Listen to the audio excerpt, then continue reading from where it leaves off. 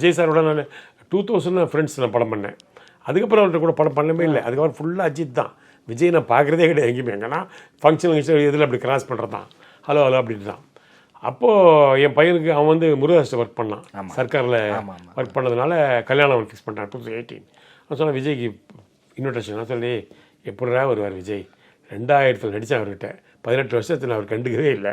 நான் அஜித் கூட படம் பண்ணுகிறேன், வரமாட்டேன். இல்லை வருவார், நான் சர்க்காரில் ஒர்க் பண்ண சொன்னேன் அப்படி இப்படின்னு சொன்னேன். சரின்னு நான் போனேன். விஜய் ஆஃபீஸ் போனால் நான் என் ஒய்ஃபும் போனால் பயங்கரமாக வரவேற்பு கொடுக்குறாரு. உட்கார்ந்து பேசிட்டு சாப்பிட்டு ஆகும்னு சொன்னார். அப்படி சொல்லிட்டு அப்புறம் பார்த்து அப்புறம் ஒய்ஃப் சொன்ன மாதிரி நான் சொன்னேன் ஒய்ஃப் சொன்ன இந்த மாதிரி வந்து உங்களுக்கு தெரியும் எனக்கு சின்ன வயசுலன்னு. எப்படின்னு விஜய்க்கு புரியல.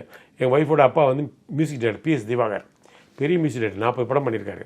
தமிழில் எம்ஜிஆர் வச்சு படம் பண்ணால் தேவர் ஃபிலிம்ஸ், அதே தேவர் ஃபிலிம்ஸ் மற்ற ஆர்டிஸ்ட் பண்ணுவாங்க, ஜெயசங்கர் ராஜசங்கர் வச்சு படம் பண்ணுவாங்க, மேஜர் சுந்தரம் வச்சு. அது வந்து தண்டாதிபாணி ஃபிலிம்ஸ், அவங்க கம்பெனியே தான்.